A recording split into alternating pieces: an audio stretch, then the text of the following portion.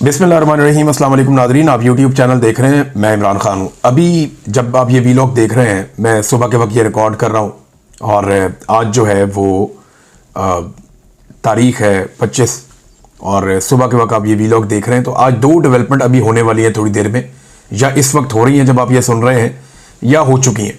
ये बड़ी डेवलपमेंट्स हैं। इनमें एक तो ये है कि इमरान खान साहब का केस लगा हुआ है और ये इस्लामाबाद हाई कोर्ट में है। 8 महीने इमरान खान साहब के वकला ने कोशिश की उनका केस लग जाए। ये एक्चुअली एक केस नहीं है, दो केसेस हैं इमरान खान साहब के, जो दोनों ही नहीं लगने दिए जा रहे और दोनों में टेक्निकली इमरान खान साहब को परेशान किया जा रहा है। एक तो अलकादर यूनिवर्सिटी वाला केस है जिसमें इमरान खान साहब के खिलाफ फैसला दिया गया था, क्योंकि अडयाला जेल में जो भी अदालत लगती है, जो भी जज आता है, उसको मजबूर किया जाता है कि वो इमरान खान के खिलाफ फैसला दे।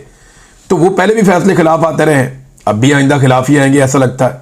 बहरहाल इमरान खान साहब के खिलाफ जो अलकादर यूनिवर्सिटी वाला केस आया था, वो उसमें जमानत करवाना चाह रहे थे, क्योंकि उसी एक केस में इमरान खान साहब गुज़िश्ता कई महीनों से गिरफ्तार हैं। अगर वो जमानत हो जाती तो 8 महीने तक उसको लटकाया गया मामले को, और 8 महीने तक लटकाने के बाद पीटीआई ने बहुत कोशिश की, उनके वकला ने बहुत कोशिश की। तो अब आज के दिन में वो केस लगा हुआ है। आज के दिन तक इमरान खान साहब की जो गिरफ्तारी है जेल के अंदर, वो सिर्फ एक मुकदमे में है और वो यही मुकदमा है। अगर आज इमरान खान साहब को बेल मिल जाए तो वो एक आज़ाद आदमी है, वो बाहर आ सकते हैं। लेकिन जो पैटर्न है वो ये बता रहा है कि जैसे ही इमरान खान साहब का एक केस खत्म होने लगता है तो पहले दूसरे में सजा दिलवाई जाती है, फिर पहले वाला केस खत्म किया जाता है। तो अब सजा किसमें दिलवानी है? वो एक मुकदमा बहुत तेजी से चलाया जा रहा है अदालत में, और जो मुकदमा अदालत में तेजी से चलाया जा रहा है वो तोशाखाना 2 है। तोशाखाना के साथ 2 क्यों लगता है, जरा कभी आपने ये सोचा है? मामला यह है कि ये इमरान खान साहब पे तोशाखाना के हवाले से पहले 2 मुकदमा पहले चलाए जा चुके हैं। अब ये एक और मुकदमा है जो इमरान खान साहब के ऊपर तोशाखाना के हवाले से चलाया जा रहा है। यानी एक ही नौयत का मुकदमा है, उसको अलग अलग करके अलग अलग अदालतों में लगा के अलग अलग सजाएं दिलवाई जा रही हैं, ताकि मैक्सिमम टाइम इमरान खान साहब को जेल के अंदर रखा जा सके। इमरान खान साहब ने इसमें भी एक अपील दायर की हुई है कि जनाब ये रोका जाए ट्रायल, और ये ट्रायल नहीं हो सकता। बरीयत की इमरान खान साहब ने दरखास्त दी हुई है, लेकिन वो भी केस नहीं लग रहा। अच्छा, वो केस ना लगने के पीछे भी एक लंबी कहानी है जो काफी अरसे से चल रही है। जरा थोड़ा सा आपको उसके बारे में बता देता हूं। साकिब बशीर साहब ने उसको बड़ा अच्छे तरीके से एलेबोरेट किया है। बड़े सीनियर कोर्ट रिपोर्टर हैं, जिन लोगों से मैं कोर्ट के मामला सीखता हूं उनमें एक साकिब बशीर साहब भी हैं, बड़े मेहरबान है। मैं कभी कभी फोन कर लेता हूं, उनकी मेहरबानी, वो चीजें बता देते हैं। वो ये कहते हैं, और उनके लिए भी हैरान कुन है, वो कहते हैं ये भी एक क्लासिकल केस है जिसमें तोशाखाना 2 केस ट्रायल के शुरू में ही एक बरीयत की दरखास्त इमरान खान साहब की जानिब से इस साल 15 जनवरी के लगभग दायर हो गई थी। आज 24 सितंबर तक 0 पर यह केस खड़ा है। यानी 24 सितंबर हो गया, 15 जनवरी से लेकर लगभग 9 माह हो गए हैं और इमरान खान साहब का केस नहीं लग रहा। जस्टिस इनाम अमीन मिनहास सुन रहे हैं ये केस, और किस्सा कुछ ऐसे हुआ कि ये केस लगा था सबसे पहले मियां गुल हसन औरंगजेब के सामने। उन्होंने कहा कि इसके ऊपर जो एतराज है वो खत्म किए जाएं। तो 20 जनवरी को ये जस्टिस इनाम अमीन मिनहास एडिशनल जज बन गए। फिर एतराज जब खत्म हुए तो ये केस जाना तो वापस चाहिए था उसी जज के पास जिसके पास पहले लगा हुआ था, क्योंकि उन्होंने तो कहा था एतराज खत्म करवा ले और वापस यहीं पे ले आए एतराज खत्म करके। लेकिन हुआ यह कि जब केस के एतराज खत्म हुए तो यह केस बजाय इसके कि लगता जस्टिस मियां गुल हसन औरंगजेब साहब के पास, ये चीफ जस्टिस आमिर फारूक साहब ने, जो नए जज आए थे, कच्चे जज यानी एडिशनल जज, उनके सामने 23 जनवरी को यह केस लगा दिया, और तब से लेकर अब तक यह केस सुना ही नहीं जा रहा। अब यह मामला, मैं और भी इसमें बहुत सारी चीजें बता सकता हूं, लेकिन इसको यहां रोक लें। तो यह केस इसलिए नहीं सुना जा रहा कि वहां पे भी इमरान खान साहब तोशाखाना 2 में फारिग होते हैं, और यहां इमरान खान साहब जो हैं वो अलकादर में भी फारिग होते हैं। तो अगर ये 2 केस उड़ जाते हैं तो इमरान खान साहब को फिर अंदर रखना सिर्फ 9 मई का कोई मुकदमा बना के मुमकिन होगा, और 9 मई के मुकदमे में सुप्रीम कोर्ट ऑफ पाकिस्तान पहले ही कह चुकी है कि इमरान खान तो गिरफ्तार थे, अंदर थे, और उन्होंने सुप्रीम कोर्ट के अंदर खड़े होकर कहा कि ये जो कुछ भी हुआ बाहर, ये अच्छा नहीं हुआ। उन्होंने उसके ऊपर अफसोस का इजहार किया इमरान खान साहब ने, और ये उस रिएक्शन के नतीजे में हुआ जो इलीगल एक्शन किया गया था रेंजर्स की जानिब से इस्लामाबाद हाई कोर्ट में। यह है टोटल कहानी। अब आज अदालत में क्या होने जा रहा है जाकर देख लेते हैं। 11:30 बजे अदालत में पहुंचेंगे सब लोग, कोर्ट रूम नंबर 1 में, जहां chief justice Islamabad high court और दीगर लोग ये सुनेंगे, इमरान खान साहब ने इसी चीफ जस्टिस के बारे में कहा कि इन्हें थर्ड अंपायर बनाना चाहिए। अगर पाकिस्तान ने मैच जीतना है तो आसिम मुनीर को और मोहसिन नकवी को ओपनर भेजो, कादी फायद ईसा को और सिकंदर सुल्तान राजा को अंपायर बनाओ, और थर्ड अंपायर लगाओ जस्टिस टोकर को, जो केस ही नहीं लगने देते। भारत देखते हैं इमरान खान साहब की अपील में आज अदालत में क्या होता है। बड़ी तादाद में पाकिस्तान तहरीक इंसाफ के अरकान असेंबली वहां पहुंचे, इसका बंदोबस्त किया जा रहा है। देखते हैं कौन पहुंचता है कौन नहीं पहुंचता। दूसरी नाजरीन बड़ी खबर आज की एक और है, तो ये खबर जरा आप देखिए। ये एक होने जा रही है गोल मेज कॉन्फ्रेंस वकला की। ये 2 साल पहले भी हुई थी। गालिबन ये उस वक्त हुई थी जब मैं या तो ISI की कैद में था या मैं नया नया बाहर आया था, क्योंकि मुझे कुछ याद नहीं है इसके बारे में। मैं खबरें नहीं भूलता, मुझे 15 साल पुरानी खबर भी याद होती है। लेकिन ये खबर अगर मेरी नज़र से नहीं गुजरी तो इसका मतलब ये है कि या तो मैं उस वक्त ISI की कैद में था, या ये उस वक्त हुई या उसके बाद उस वक्त हुई जब मैं खबरें नहीं देख रहा था, मुझे आइडिया नहीं था, मैं बीमार था। तो नाज़रीन 26वीं आईनी तरमीम, इस्लामाबाद हाई कोर्ट में आइन और कानून की पामाली, अदलिया के वकार की धज्जियां बखेरने की साजिश और आज़ाद अदलिया का गला घोंटने की जो कोशिशें हो रही हैं, उनके खिलाफ वकला की एक गोल मेज कॉन्फ्रेंस हो रही है। अब इस कॉन्फ्रेंस में कौन कौन है, ज़रा ये नाम आप देख लीजिए। सरदार लतीफ़ खोसा, एतजाज़ एहसन, हामिद खान, पूरी तहरीक इन्होंने चलाई थी। ये साबिक सुप्रीम कोर्ट बार एसोसिएशन के सदर हैं, और इसके बाद सुप्रीम कोर्ट बार एसोसिएशन के साबिक सदर एतजाज़ एहसन भी हैं। इसके बाद अली अहमद कुर्द, ये भी सुप्रीम कोर्ट बार एसोसिएशन के साबिक सदर हैं। मुनीर मलिक, ये भी सुप्रीम कोर्ट बार एसोसिएशन के साबिक सदर हैं। फिर बैरिस्टर अली जफ़र, ये भी इसी ओहदे पर रह चुके हैं माजी में। और काजी अनवर, ये भी साबिक सदर सुप्रीम कोर्ट बार एसोसिएशन रह चुके हैं। ये बड़े सीनियर वकला हैं। इनमें से 6 ऐसे हैं जो साबिक सदर हैं सुप्रीम कोर्ट बार एसोसिएशन के, और लतीफ़ खोसा साहब साबिक गवर्नर भी हैं, और आप उन्हें अच्छी तरह जानते हैं, वो बहुत सारे ओहदों पे काम कर चुके हैं। तो ये तो है चंद सीनियर वकला। बाकी जो वकला हैं वो आपको वहां नजर आ जाएंगे। तो ये गोल मेज कॉन्फ्रेंस होने जा रही है इस्लामाबाद में आज के दिन में, सुबह 11 बजे से लेकर शाम 5 बजे तक ये जारी रहेगी। 6 घंटे ये वकला बैठेंगे और वहां से कोई लायामल लेकर निकलेंगे। शाम को जो इनकी प्रेस ब्रीफिंग है उस पर मैं आपको बताऊंगा कि इन्होंने क्या फैसले किए और मामला किस तरफ जाएगा। बहरहाल ये इस्लामाबाद में होने जा रही है। अब इसका रिजल्ट देखते हैं कि क्या निकलता है। इमरान खान साहब का एक स्टेटमेंट भी है, वो स्टेटमेंट चले बाद में आपके सामने रखता हूं, लेकिन पहले आप ये देखें कि पाकिस्तानी जो है ना वो अब डोनाल्ड ट्रंप के सामने बिछे हुए हैं। पाकिस्तानी हुक्मरान शहबाज शरीफ साहब के बारे में, यानी वो किसी के साथ हाथ मिलाते हैं ना तो फौरन दोनों हाथों से हाथ पकड़ लेते हैं और मुस्कुराते हैं। एक उजलत का शिकार है, एक ऐसा लगता है कि हड़बौंग मची हुई है, और एक बहुत ऐसा लगता है शहबाज शरीफ साहब उसको खाना चाह रहे हैं या अपने अंदर समोना चाह रहे हैं उस आदमी को। हर आदमी के फैन बन जाते हैं जाके। एथोपिया का कोई सरबराह मुमलिकत मिल जाए तो उसके साथ, रवांडा से मिल जाए उसके साथ, नाइजीरिया से मिल जाए उसके साथ, किसी छोटे मोटे सेंट्रल एशिया का मुल्क का मिल जाए उसके साथ, नेपाली, श्रीलंकन, कोई भी। ये शहबाज शरीफ साहब एक अजीबोगरीब किस्म के फोबिया का शिकार है। इनके अंदर बिल्कुल ठहराव और एतमाद नहीं है जो हुक्मरान के अंदर होना चाहिए। और मजे की बात यह है कि टाउटों की ड्यूटी लगाई गई है कि जैसे ही शहबाज शरीफ किसी के साथ हाथ मिलाए आपने रोला डाल देना, लो जी मुल्क की इज्जत होगी, मुल्क की इज्जत होगी, मुल्क की इज्जत होगी। भाई क्या पाकिस्तान जैसा मुल्क जिसके पास एटमी कुव्वत एक सलाहियत है, पाकिस्तान के पास दुनिया में बेहतरीन, पाकिस्तान के पास एसेट्स मौजूद हैं, वसाइल बहुत ज्यादा है पाकिस्तान के पास, दुनिया की एक ताकतवर फौज पाकिस्तान के पास है, नौजवानों की एक बहुत बड़ी आबादी पाकिस्तान के पास है। 25 करोड़ आबादी का मुल्क है ये, जो इतना तगड़ा, इतना बड़ा मुल्क जिसके पास बेहतरीन बंदरगाहें हैं, दुनिया का बुलंद तरीन चोटियों का सिलसिला पाकिस्तान के पास है, ग्लेशियर से लेकर डेजर्ट तक हर चीज आपके पास है, शानदार दरिया इस मुल्क के अंदर बहते हैं, बेहतरीन कल्चर है इस मुल्क का। क्या उस वजीर आजम या उस मुल्क के वजीर आजम की इतनी औकात है, या उस मुल्क की ये बहुत बड़ी कामयाबी है कि किसी और मुल्क का वजीर आजम या सदर, जिस मुल्क की हैसियत पाकिस्तान से बहुत कम है, वो सिर्फ हाथ मिला ले?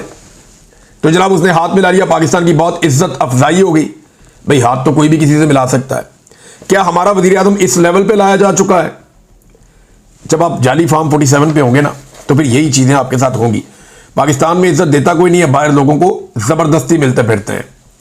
अब डोनाल्ड ट्रंप को पाकिस्तानी एक ही बात बार बार बता रहे हैं कि सर हमने आपका नाम नोबेल पीस प्राइज के लिए दिया। सर हमने देखे आपका नाम नोबेल पीस प्राइज के लिए दिया, हमें लगता है कि आपसे ज्यादा हकदार कोई नहीं है। तो डोनाल्ड ट्रंप साहब की जो है वो गेम उठाई जा रही है। बार बार डोनाल्ड ट्रंप साहब को जो है वो ये कहा जाता है कि जनाब आपसे बेहतर कोई नहीं है, और बड़े पॉजिटिव जेस्चर्स वहां दिए जाते हैं, मीठे मीठे मुंह बनाए जाते हैं उनके सामने, और ऐसा शो किया जाता है कैमरे में जैसे कोई सालों पुरानी दोस्ती है। हालांकि मुझे नहीं लगता ट्रंप को इनका नाम भी याद होगा। ट्रंप को तो जिसके साथ बैठ के खाना खाया फील्ड मार्शल आसिम मुनीर साहब, उनका नाम याद नहीं था। उसने एक जर्नल कह के मुखातिब किया, तो उसने ये भी नहीं बताया कि कौन सा जर्नल क्या किस तरह, वो कोई नहीं, नाम भी नहीं पता था उसको। तो अब नाज़रीन आप इस बात पे आ जाएं कि हमें इज्जत कितनी मिल रही है। ये जरा तस्वीर आप देखें, ये मुसलमान मुल्कों के साथ डोनाल्ड ट्रंप बैठा है सामने, डोनाल्ड ट्रंप के साथ दीगर मुल्कों के रहनुमा बैठे हुए हैं। ये आपको तैयब उर्दगान भी नजर आ रहे हैं। यहां शहबाज शरीफ साहब को एंड में लाके बिठाया हुआ है, और शहबाज शरीफ साहब के बाद जो सरबराह मुमलिकत है उनकी लाइन खत्म हो जाती है। यानी सरबराह मुमलिकत के झुरमट में जो डोनाल्ड ट्रंप बैठा, तो जो आखिरी आदमी बैठा नजर आ रहा है ना सरबराह मुमलिकत के तौर पर, वो आपका वजीर आजम है शहबाज शरीफ, सबसे दूर बैठाया। और उसके बाद वजीर खारजा की लाइन आ जाती है। यानी शहबाज शरीफ के बाद सऊदी वजीर खारजा है। अब अगर मियां साहब का बस चलता तो ये सऊदी वजीर खारजा को अपनी जगह पे बैठा के एक बंदा और उधर बैठ जाते, इनका बस चलता तो, क्योंकि ये सऊदीज को बाकी लोगों को इतनी रिस्पेक्ट देते हैं। रिस्पेक्ट देनी चाहिए, लेकिन अपना भी एक डेकोरम होता है। तो अमेरिकन को पता है किसको कहां बैठाना है, और उन्होंने शहबाज शरीफ साहब को कोई इतना इस मीटिंग के अंदर प्रोटोकॉल नहीं दिया। देखिए जितने मुसलमान मुल्क बैठे हुए थे वहां पे, वो सारे पाकिस्तान को पैसा वैसा देते हैं, और वो सारे पाकिस्तान से अमीर है। पाकिस्तान बहुत गरीब मुल्क बन गया है, कर्जे पे कर्जा ले रहा है, बेड़ा गर्क हो गया मईशत का, और करने वाले यही सारे लोग हैं। नाज़रीन एक और बड़ी इंटरेस्टिंग डेवलपमेंट यह है कि मीडिया से यह पता चलता है कि एक एक खबर, एक एक तस्वीर और एक एक टिक्कर या एक एक सोशल मीडिया की पोस्ट जो अमेरिका से आ रही है शहबाज शरीफ के दौरे के दौरान, वो पाकिस्तान की एस्टेब्लिशमेंट की छाननी में से गुजर के मीडिया पे जा रही है। पाकिस्तान का जो रवायती मीडिया है उसको इतनी सी भी इजाजत नहीं है कि किसी खबर को मर्जी के बगैर चलाए, बल्कि एक एक खबर को अप्रूवल मिल रही है तो वो खबर चल रही है। ये इतने मोहतात हैं इस मामले में, और एस्टेब्लिशमेंट पूरा ओन कर रही है कि जनाब कुछ भी हो जाए, हमने ये दौरा कामयाब करके पाकिस्तान में दिखाना है, क्योंकि इनके पास एतमाद ही नहीं है। इन्हें लगता है कि ये अमेरिका के अंदर एक कामयाब दौरा शो करेंगे और उसके बाद पाकिस्तान में सरमायाकारी आ जाएगी। कख नहीं आना। जब तक ये नकम्मे और नालायक बैठे हैं ना पाकिस्तान में, जाली हुकूमत बैठी हुई है, और जब तक जबरदस्ती का इक्तदार मुसल्लत किया हुआ है, जब तक इक्तदार का हवस पाकिस्तान में जुल्म और जबर जारी रखे हुए, तब तक पाकिस्तान में इन्वेस्टमेंट कोई नहीं आनी। जो मर्जी कर लें, उल्टे लटक जाएं, ये इन्वेस्टमेंट पाकिस्तान के अंदर नहीं जानी, ये सभी जानते हैं। इससे पहले कि नाज़रीन इमरान खान साहब का बयान मैं आपको पढ़ के सुनाऊं, मैं आपको एक और डेवलपमेंट बताता हूं जो वादिये तीरा के हवाले से है। वहां पे जो मकामी लोग हैं उन्होंने एहतजाज किया था और एक धरना दे दिया था। अब 3 दिन गुजरने के बाद वो धरना खत्म हो गया, और उसकी वजह यह बताई जा रही है कि वजीर आला खैबर पख्तूनख्वा अली अमीन गंडापुर और IGFC इन दोनों ने माजरत कर ली, और उसके बाद धरना खत्म हो गया। लेकिन IGFC ने माफी मांगकर जान तो छुड़ा ली है, और उन्होंने कहा जी जांबाग अफराद जो हैं उन्हें मासूम भी करार दे दिया गया। ये खाली ऐसे माफी नहीं मांगी, यानी यहां पे जो IGFC के बकौल वो आना चाहते थे, उन्होंने कहा जी मैं आना चाहता था जब ये वाकया, वो उनसे गिला किया गया कि आप वाकये पे क्यों नहीं आए, आप खुद देखते आके कि क्या हुआ, कितने मासूम कत्ल किए गए। तो IGFC ने बताया, और ये बात आकर जो धरना के लीडर है हाशिम आफरीदी, उन्होंने वापस आकर बताई कि IGFC ने कहा कि आपको मालूम है कि ऐसे वाकये के बाद लोग मुश्तइल हो जाते हैं, तो मैं लोगों के गुस्से के खौफ की वजह से वहां पे नहीं आया, और जब लोग मुश्तइल हो या गुस्से में हो तो फिर वो आर्मी वाले के साथ क्या कर सकते हैं ये आप जानते हैं। लिहाजा जब हालात मामूल पर आ जाएंगे तो मैं खुद जाकर लोगों से मिलूंगा, ताज़ियत के लिए आऊंगा, ये IGFC ने कहा। फिर उन्होंने क्लेम किया कि जी IGFC ने और वजीर आला खैबर पख्तूनख्वा दोनों ने माफी मांगी इस वाकये पर, और उन्होंने कहा जी कोर कमांडर से आपकी मुलाकात करवाई जाएगी 3 दिन के बाद। अगर कोर कमांडर ने भी मुतमईन ना किया तो फिर हम दोबारा धरना दे देंगे, ये भी उन्होंने कह दिया। अब कुछ सवाल पैदा होते हैं। पहला सवाल तो यह है कि इन्होंने माफी मांगी, इसका मतलब है गलत काम हुआ। फिर ये इन्होंने खुद कहा और IGFC ने कहा, ये फौज का आदमी होता है, कि जनाब ये जो मकतूलीन है या जो शोहदा है ये सारे मासूम लोग हैं। उन्होंने ये तस्लीम किया। तो देखें ना, पाकिस्तान के मीडिया पे सिक्योरिटी जराए से खबरें क्या चलवाई गई कि जनाब दहशतगर्दों की फैक्ट्री फट गई, तो इसके ऊपर IGFC को माफी मांगने की क्या जरूरत है, वजीर आला को माफी मांगने की क्या जरूरत है, और ये दहशतगर्द जहन्नुम वासल हो गए तो इसके लिए इन्हें माफी मांगने की क्या जरूरत है। डूब के मर जाना चाहिए उस मीडिया को, और शर्म करनी चाहिए ये खबर चलाने और चलवाने वालों को, दोनों को, जिन्होंने मासूम लोगों की शहादत के ऊपर झूठी खबरें चलाई। पता नहीं कितनी ऐसी झूठी खबरें इन्होंने चलाई होंगी आज तक कि मासूमों को मार के उन्हें दहशतगर्द करार दे दिया होगा। बेशुमार दफा ऐसा हुआ इस मुल्क में, मासूमों का कत्लेआम हुआ जी, दहशतगर्द थे मारे गए, बात खत्म। तो अब उसी एक वाकये के ऊपर क्योंकि लोग डट गए, खड़े हो गए, अब उनसे माफी मांगी और ये कहा कि जी जो जबा हुए वो मासूम लोग हैं। आपकी और भी मुलाकातें करवाएंगे, उन्हीं मासूम लोगों की शहादतों पर जो लवाइकीन है उनको पैसा भी दे रहे हैं, ताज़ियत भी कर रहे हैं, उन्हें मुतमईन भी कर रहे हैं। लेकिन सवाल दो और है, मासूमों का कत्लेआम तो हो गया, किया किसने, यह कैसे क्लियर होगा। रियासत को बाकायदा इसके ऊपर माफी मांगनी चाहिए। देखिए रियासती फैसला है ना, जेट तैयारे अपने आप तो नहीं उड़ गए ना, ये किसी एक पायलट का अपना डिसीजन तो नहीं था, या किसी एक कमांडेंट का अपना डिसीजन तो नहीं था, रियासत का फैसला था। रियासत को इस पर माफी मांगनी चाहिए कि हम मादरत ख्वाह हैं, मासूम निहत्ते बच्चे और खवातीन शहीद हो गए, हम माफी मांगते हैं। दूसरा, जो लोग इसके लिए रिस्पॉन्सिबल है, देखिए इंटेलिजेंस रिपोर्ट के ऊपर ही जाके अटैक किया जाता है ना, ऐसे तो नहीं हो जाता। अमेरिका जो अटैक्स करता था वो इंटेलिजेंस रिपोर्टों के ऊपर करता था, ऐसे तो नहीं होता। तो जो इंटेलिजेंस रिपोर्ट जिन्होंने गलत दी उनको अकाउंटेबल करना चाहिए। जो लोग इसके लिए रिस्पॉन्सिबल हैं मासूमों के कत्लेआम के लिए, उन सबको अकाउंटेबल करना चाहिए, कानून के कटहरे में लाना चाहिए, क्योंकि मासूमों का खून बह गया है और यह बात वजीर आला ने भी मान ली है और यह बात IGFC ने भी मान ली है। और देखते हैं कि 2 दिन के बाद, अब 2 दिन रह गए हैं, कि कोर कमांडर जो हैं वो ये बात मानते हैं या नहीं मानते। इमरान खान साहब का स्टेटमेंट आपके सामने रखता हूं, इंपॉर्टेंट है। इमरान खान साहब ने अपने स्टेटमेंट का आगाज किया इस अफसोसनाक वाकये से जो वादिय तीरा में हुआ। उन्होंने कहा, वादिय तीरा में बमबारी से मासूम बच्चों, औरतों और आम शहरियों के जानी नुकसान पर मैं शदीद रंजीदा हूं। मैं 1 साल से बार बार इस बारे में पैगाम भेज रहा हूं कि इन इलाकों में ऑपरेशन ना किया जाए और ना ही कोलेटरल डैमेज के नाम पर मासूम लोगों की जानों का ज़िया होना चाहिए, क्योंकि इससे दहशतगर्दी में मजीद इजाफा होता है। अफसोस की बात है कि खैबर पख्तूनख्वा हुकूमत इस मामले में एस्टेब्लिशमेंट के ट्रैप में आ गई है। इमरान खान साहब ने खैबर पख्तूनख्वा हुकूमत को क्लीन चिट नहीं दी।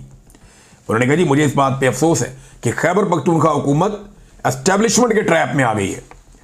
हमारे पड़ोसी मुल्क अफगानिस्तान की मिसाल सबके सामने है। हमारे दौर में अशरफ गनी ने हमें बताया कि ऑपरेशन से दहशतगर्दी में इजाफा होता है क्योंकि मासूम लोग मारे जाते हैं। इससे पहले हामिद करजई ने अमरीकियों को बताया था कि जब भी ऑपरेशन होता है बेगुनाह लोग मारे जाते हैं और इनमें से 90% तालिबान के साथ इसलिए शामिल होते हैं ताकि अपने गम और गुस्से का इजहार कर सकें। हमने अपने दौर में अफगानिस्तान के साथ ताल्लुकात बेहतर किए जिससे हमारे कबायली इलाकों में भी अमन आया, मगर आसिम मुनीर ने आते ही इस माहौल को ख़राब करने की कोशिश की। अफगानिस्तान के खिलाफ धमकी आमेज बयान दिए गए।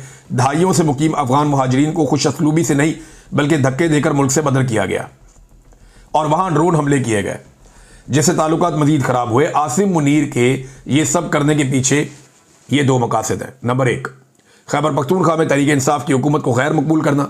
नंबर 2, मगरब में एंटी तालिबान लॉबीज को खुश करना और यह जाहिर करना कि आसिम मुनीर दहशतगर्दी के खिलाफ जंग लड़ रहा है। आसिम मुनीर सारी दुनिया में फिरता रहा, लेकिन अगर तदब्बुर से काम ले तो सबसे पहले अफगानिस्तान जाकर उनसे बात करनी चाहिए जो हमारा बरादर इस्लामी मुल्क भी है और जिनके साथ हम 2500 किलोमीटर की सरहद रखते हैं। कबायली इलाकों और खित्ते के अमन के लिए ज़रूरी है कि 4 फरीकैन, अफगानिस्तान की हुकूमत, पाकिस्तान की हुकूमत, कबायली और अफगानी मिलकर अवाम से बातचीत के जरिए मसाइल का हल निकालें ताकि अमन का रास्ता निकले और मजीद नुकसानात से बचा जा सके। अब नाज़रीन ये बड़ा इंपॉर्टेंट है। इमरान खान साहब ने एक मरतबा फिर अपने जो डील उनको ऑफर की जाती है उस बारे में इमरान खान साहब ने खुलकर बात की है।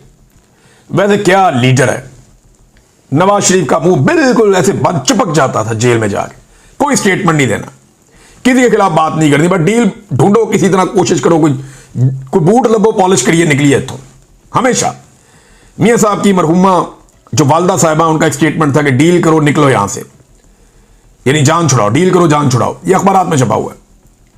और इन्होंने डीलें की हैं, इनके 6-6 महीने इनके ट्विटर ही बंद रहते थे।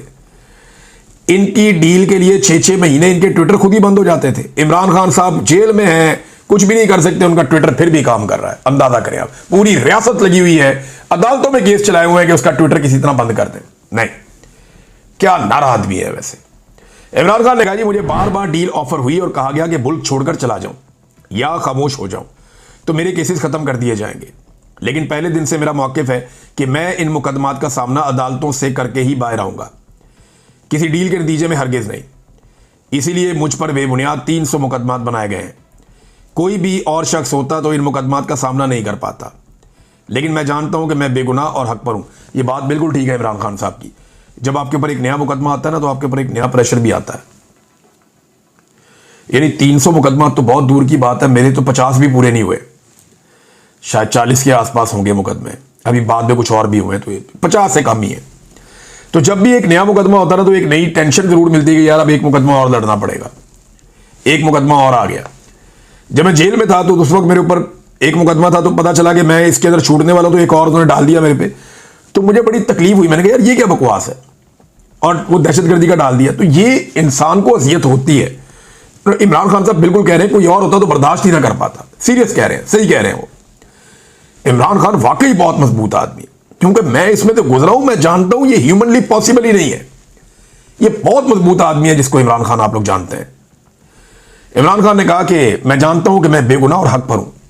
अब तोशा खाना का झूठा केस भी मुकम्मल तौर पर जमीन बोस हो चुका है। प्रोसिक्यूशन की जानिब से पेश किए गए गवाहान ब्रिगेडियर अहमद और कर्नल रेहान ने इकरार किया कि तोशा खाना के तोहफे मेरे घर नहीं गए, बल्कि तोशा खाना में जमा करवाए गए और उनके कागजात मुकम्मल हैं। अब इस मुकदमे में बरियत हो जानी चाहिए। खसूसी तौर पर बुशरा बेगम की जमानत तो हो जानी चाहिए, क्योंकि वो खातून हैं और इस केस में उन पर एडिंग एंड अबेटिंग का ही झूठा इल्ज़ाम है। मुझे मालूम है कि 26वीं तरमीम वाली अदालत ऊपर से लिखे लिखाए फैसले ही सुनाती है, जो कानून के मुताबिक नहीं, आसिम लॉ के मुताबिक होते हैं। तरतीब भी यूं रखी जाएगी कि पहले तोशा खाना 2 में सजा सुनाई जाएगी, जो मैं आपको बात कर रहा था, और फिर अलकादर में जमानत का फैसला आएगा। यही स्क्रिप्ट है, और अदलिया फिलहाल कानून के बजाय स्क्रिप्ट पर ही चल रही है जो दिया हुआ उन्हें। नाज़रीन देखते हैं ना अभी क्या होता है। अभी आपको चंद घंटों के अंदर, जब मैं वीडियो रिकॉर्ड कर रहा हूं, तो चंद घंटों के अंदर सारा आपके सामने खुलकर आ जाएगा। उसके बाद नेक्स्ट व्लॉग में बात करते हैं कि क्या हुआ, कैसे हुआ, क्यों हुआ और मामला कहां जाएगा। अब तक के लिए इतनी, अपना ख्याल रखिएगा, अपने चैनल का भी। अल्लाह हाफ़िज़।